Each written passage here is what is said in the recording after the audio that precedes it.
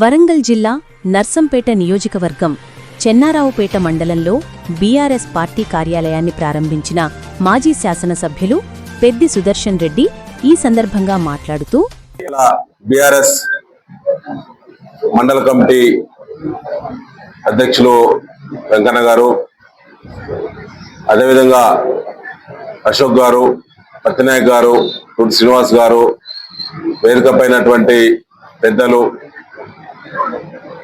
మాజీ సర్పంచులు, మాజీ ఎంపీటీ సభ్యులు, వర్కింగ్ ప్రెసిడెంట్లు, అదేవిధంగా సొసైటీ చైర్మన్లు, ఇతర మండల ఇతర అనుబంధ సంఘాల బాధ్యులు, పత్రికా సోదరులు, ఈ కార్యక్రమానికి చేసిన పెద్ద రవీందర్ రెడ్డి గారు, అందరికీ పేరు పేరున చేతులు జోడించి నమస్కారాలు. ముందుగా చంద్రపేట మండల పార్టీ సర్వసభ్యులకు శుభాకాంక్షలు. ఎందుకంటే మన నియోజకవర్గంలో మొట్టమొదటిగా చాలా చొరవ చూపి చంద్రపేట హెడ్ క్వార్టర్ లో బీఆర్ఎస్ పార్టీ మండల కార్యాలయాన్ని ఏర్పాటు చేసినందుకు మీ అందరూ కూడా నేను కృతజ్ఞత తెలియజేస్తా ఉన్నాను, అభినందనలు తెలియజేస్తా ఉన్నాను. జరుగుతున్న పరిణామాలు మనందరూ తెలుసు.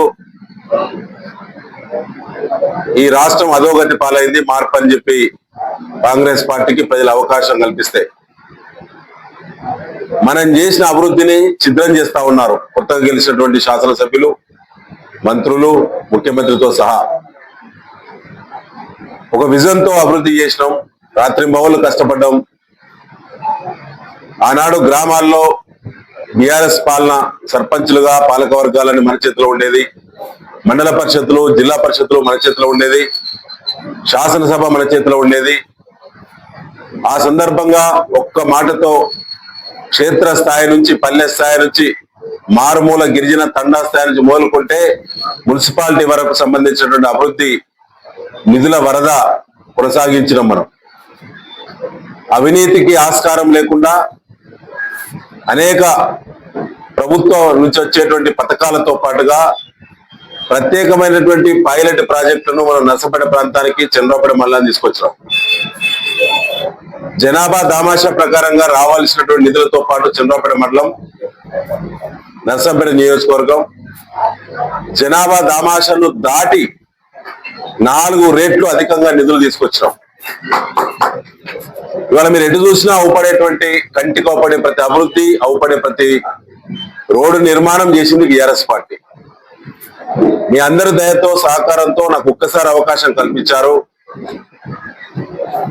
చంద్రపేట మండలం పుట్టిన కానించి బీఆర్ఎస్ పార్టీకి ఒకటేసారి అవకాశం కల్పించారు. మెజార్టీ గ్రామాల్లో కూడా పాలక వర్గాలను బీఆర్ఎస్ కి అవకాశం కల్పించారు. ఆనాడు చేసిన అభివృద్ధి పూర్తయింది. ఇంకా రోడ్ల రూపంలో, మహిళా బిల్డింగ్ల రూపంలో గ్రామాలలో అనేక అభివృద్ధి నిధులు నేను అందుబాటులో తీసుకొచ్చి పెట్టాను, కోట్లాది రూపాయలు. చంద్రపేట మండలంలోనే మిగులు నిధులు నేను తీసుకొచ్చిన, మన పార్టీ తెచ్చిన మిగులు నిధులు, పాకాల వాగుల మీద బ్రిడ్జిలు, అదేవిధంగా అంతర్గత రోడ్లు, సిసి రోడ్లు, మహిళా బిల్డింగులు, మసీదులకు రిపేర్ కోసం డబ్బులు, దాంతో పాటుగా చర్చిలకు మౌలిక వసతుల కోసం నిధులు, ప్రతి గ్రామ పంచాయతీకి చిన్న పెద్ద తేడా లేకుండా ప్రతి గ్రామానికి ఎస్డిఎఫ్ స్పెషల్ డెవలప్మెంట్ ఫండ్ నుంచి ప్రత్యేకమైన నిధులు, మహిళా బిల్డింగుల కోసం స్థలాల ఏర్పాటు, గ్రామ పంచాయతీల తీర్మానం ద్వారా కలెక్టర్ గారి ఉత్తర్వులు, ఇట్లా ప్రతి తండాకు ఒక బీటీ రోడ్డు లేని, దిక్కులేని తండాలకి ఒక్కసారి బీటీ రోడ్డు మంజూరు చేయడం, ఒక బీటీ రోడ్డు ఉంటే రెండో బీటీ రోడ్డు సెకండ్ కనెక్టివిటీ తీసుకురావడం, ఇలాంటి అభివృద్ధి మనం తీసుకొచ్చినాం. మొత్తంగా మనం ఉన్నప్పుడు నిధులు పూర్తయినాయి, పనులు పూర్తయినాయి ఒక వంతు అయితే, ఇంకా నిధులు తెచ్చి టెండర్ల దశలో ఉన్నాయి కొన్ని,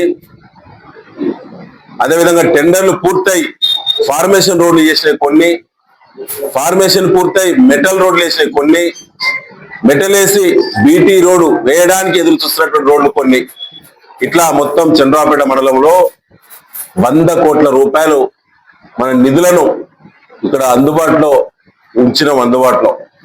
కానీ వాళ్ళు ఏమవుతుంది అభివృద్ధి మీరు అందరూ చూస్తా ఉన్నారు. దుందుడుకు వాదం తప్ప, గాలి మాటలు తప్ప, కార్ల కాన్వాయ్ తప్ప ఎక్కడ అభివృద్ధి కూడా దిక్కులేదు.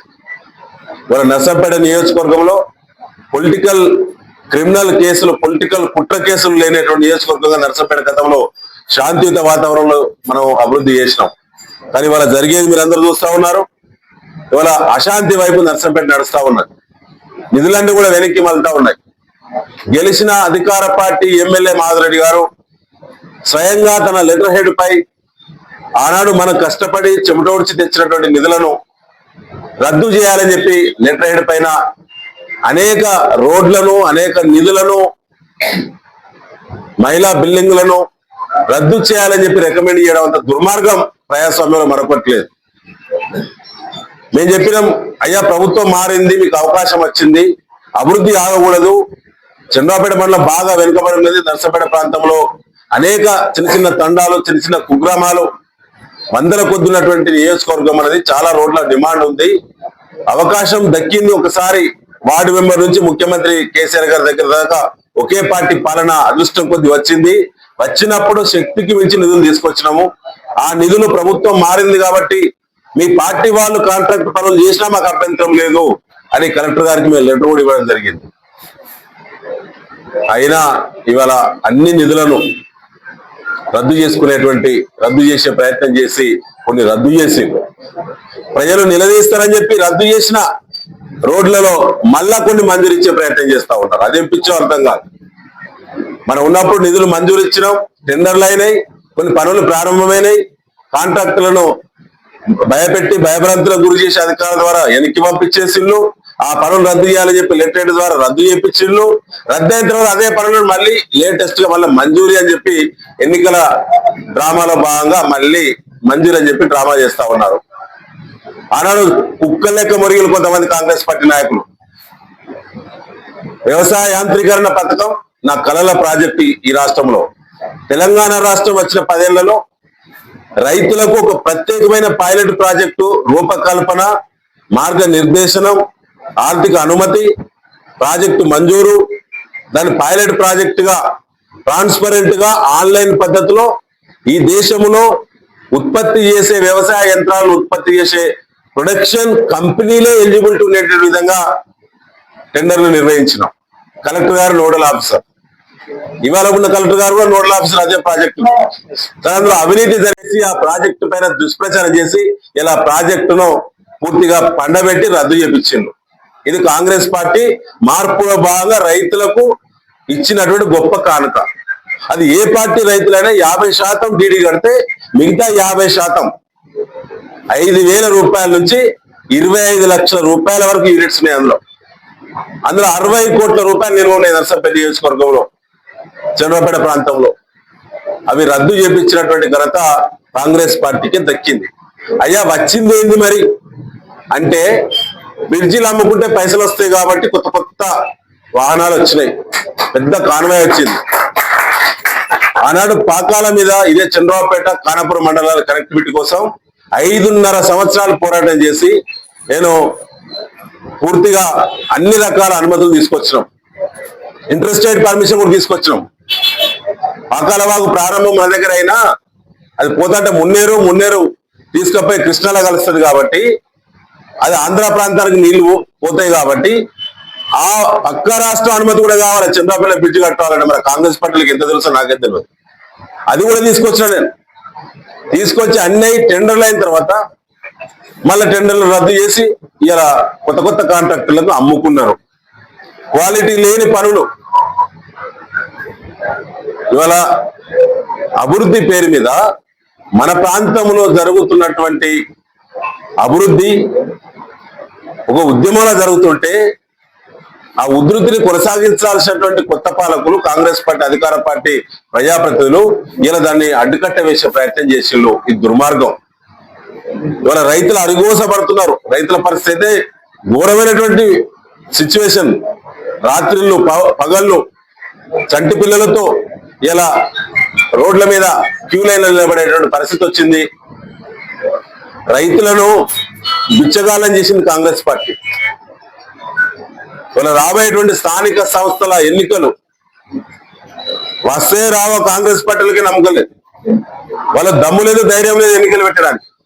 ఎన్నికలు అని చెప్పి కాంగ్రెస్ కండవ కప్పుకొని గుర్తు పట్టుకొని ఎవరన్నా ఊళ్ళల్లో కనుక ఓట్లు అడిగితే కింది తీసి కొడతారు. అన్ని మోసాలు చేసింది కాంగ్రెస్ పార్టీ. వాళ్ళ రైతులను పూర్తిగా పంటలన్నీ పోయినాయి. యూరియా సకాలంలో అదనపు అందక ఎర్రబడి 50% పైబడి దిగుబడిపోయింది. మన ఏరియా పత్తి, మొక్కజొన్న, వరి పంట 3 ప్రధాన పంటలు 3 కూడా 50% దిగుబడి అలా పడిపోయింది. అందుకే బీఆర్ఎస్ డిమాండ్ చేస్తుంది కదా కొద్ది కాలంగా ప్రతి ఎకరాకు 25,000 రూపాయలు నష్టపరిహారం ఇవ్వాలి. ఇవ్వకుంటే పొలిమేరల దగ్గర ముళ్ళ కంపలు చెప్పుల దండలు ఉంటాయి, ఖచ్చితంగా ఉంటాయి.